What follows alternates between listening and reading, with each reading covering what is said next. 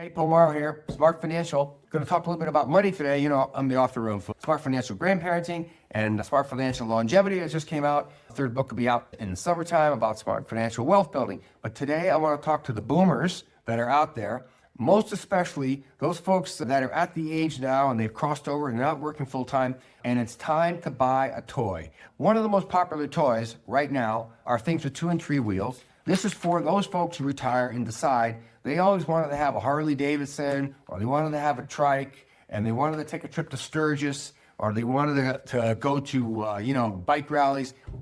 I will tell you, as a motorcycle owner, I've ridden motorcycles my whole life, there's a great joy in motorcycling. If you like it, especially if you have a spouse that likes it, this can be a very affordable thing to roll into your budget. And by the way, pays back huge dividends. You can look up online what it's like when all the motorcycle riders go to Sturgis or end up at Mount Rushmore. I've been there, I've been to Sturgis, I get it. So let me just kind of put it in financial context for you. This is really not a budget buster. For those of you that are retired and you have a few bucks and you're thinking of doing something in your retirement you always wanted to do when you were young, this is an easy ride of retirement. Very easy and easy to afford, because the average Trike, that's a 3-wheeler, that's easy to balance. For older folks, that's about $22,000 to $30,000. So this is not a huge expense, okay? I'll talk about huge expenses later when we talk about the motorhome code. But for those of you that are thinking about getting a motorcycle in retirement for fun, by all means, if you haven't done it, it's going to really give you that kind of feeling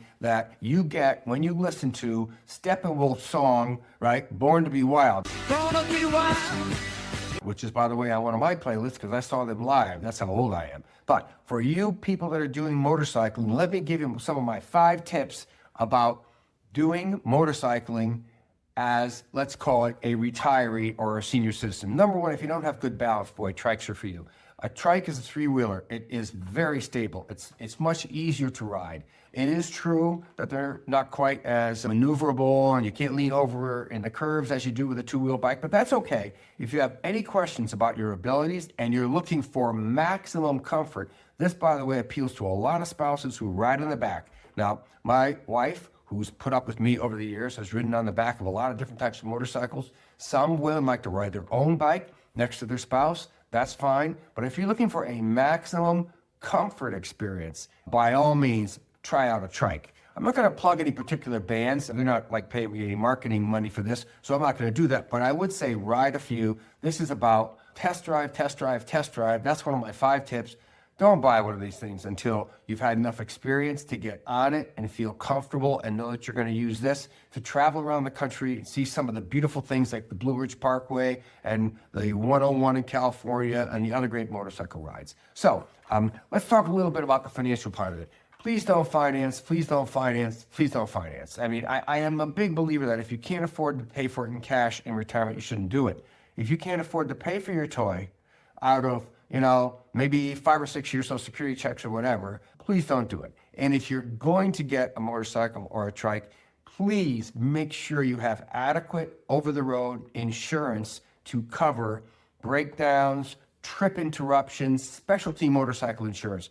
Please get that. It's not covered under a normal like AAA or any of those kind of things, but it's easy to get, and you can ask your own motorcycle dealer about this. Now, the second thing is if you're going to buy a bike, buy a new one that has a lot of dealers in a big dealer network. I was talking to my brother recently. We were looking at some new motorcycles, and he actually was going to ride with me from my home in Boston to Colorado, and he figured out that the bike he was going to buy, the closest dealer was Chicago. So if we broke down somewhere, he'd be looking at like a 6-hour tow, a 5-hour delay. It would have been a monster thing. So he ended up buying a brand that had a dealer under every rock that I won't mention. But so in the 5 points, you can download our checklist on getting on 2 or 3 wheels in retirement and having an easy ride of retirement life. In those 5 points, test drive, number 1, make sure you and your spouse like it. Number 2, pick your brand wisely and take advantage of the internet and the blogs and read about the different biking experiences. Number 3, you have to be the kind of person that likes a little adventure. This is not like going to a fancy hotel and having them wait on your hand and foot, and you could be in any hotel in 40 different countries.